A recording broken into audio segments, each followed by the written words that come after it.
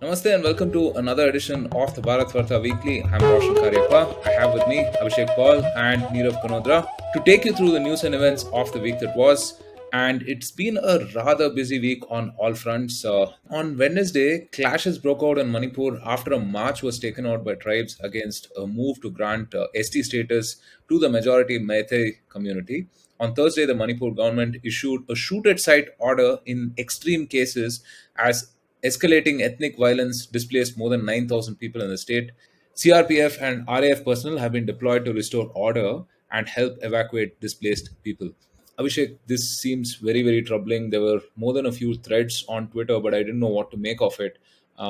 Somewhere this has got a hint of communal violence. Obviously, there are land laws and regulations, and those come into effect as well. But this is something that has been simmering for a while, I would think. Yeah, I would say these are centuries old. You could call it rivalries, or you could call it conflicts between, different groups of people.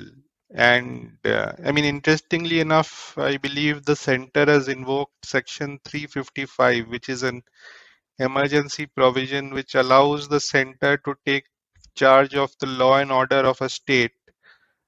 356 happens when you actually dismiss the state government, but this is sort of without dismissing the state government, right? Because in any case, the state is ruled by the BJP, but clearly the police forces of the state are not in a position to sort of handle this anymore. That's the call the Home Ministry has taken. Amit Shah, I think, cut off his Karnataka campaign and went back to Delhi, or probably, I mean, he's turned his attention to this and invoked Section 355. So, yeah, I think basically, in simple terms, and obviously I am no expert in this, but like all hill states, hill states are sort of divided into two, right? In India, if you look at them, it's the valleys and then the hills, right?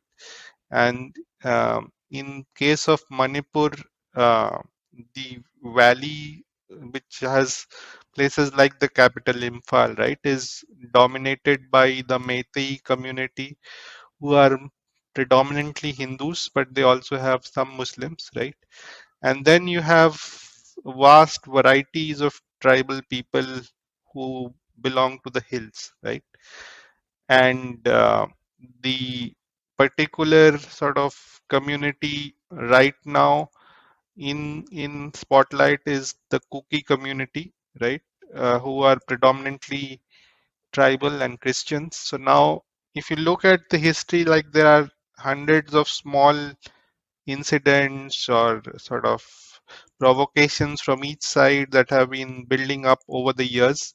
But essentially, to give a quick sort of history, right, there are various insurgencies that we know have always sort of been flaring up in the Northeast. Sometimes these insurgencies are for, breaking away from India, right? Or sometimes these insurgencies are for the creation of a state, different state, right?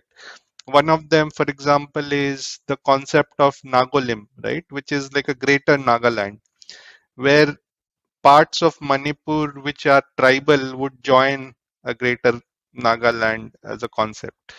So obviously, then the Meiteis would again have their own sort of armed groups to counter this. And so this kind of has been going on for a very long time. There have been various ceasefires along the way, right? But the latest sort of flashpoint is regarding the renewed demand for even the Meiteis getting a scheduled tribe status.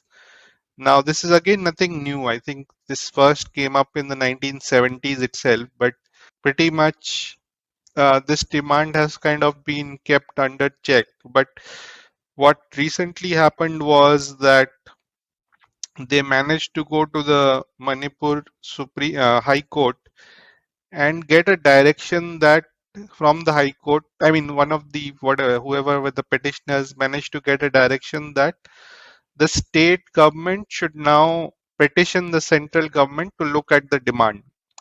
But net net, as we know, right, reservations and affirmative action are essentially zero sum games. And so the tribals who have the ST tag today feel that if the majority or the dominant group gets the same tag, then they will be losing out, right, in terms of the share of benefits or jobs that they currently enjoy. And so that is at one level a very basic sort of issue, and we see that in every state, right, where we have a lot of dominant groups, the Jats, the Patidars, the Marathas, who are all sort of often trying to get scheduled caste sort of status as well, right, in various states of India. I mean, it's all, you could all say it's all a sort of race to the bottom, right, to show that you are actually someone who deserves more benefit out of this, out of the whole sort of spoils of the reservation game. So that is one. You also talked about, land rights and tribal rights, and of course there are all these sort of complicated rules and regulations in these states in the northeast, right, where who is a Manipuri sort of determines whether you can buy or sell land or do business, etc., etc., right. And so those factors also have come in, right, where the tribal communities have always felt a sort of pushback that they are there are always various hindrances in terms of them being called proper Manipuris, right? So there is that resentment also. Then of course there is the communal angle, right, with the two communities here belonging to two different religions. So all in all, it's a very sort of, I would say, a very grim situation right now.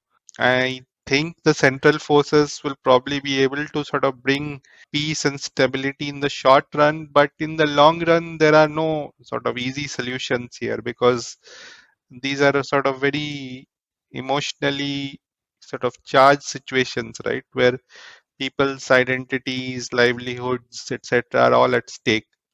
So yeah, I would say it's a pretty grim situation right now in Manipur. Yeah, nearly 10,000 soldiers from the army and Assam Rifles have been deployed in the state already, and they've evacuated over 11,000 civilians into their garrisons. So, Yeah, I mean, yeah, I mean, it this is a very, is very again grim situation. one of those things, right? That whenever there is a conflict, a part of it spills on into other states, right? Where people are now fleeing into Assam or other neighboring states, right? When their local people get agitated, their state governments have to sort of take up rescue relief efforts and so on, right? Which nobody ideally wants to do. So I mean, it's not like we will be able to sort of contain the situation within one state or one district itself. All right, let's hope the situation improves and things get back to normal as soon as possible.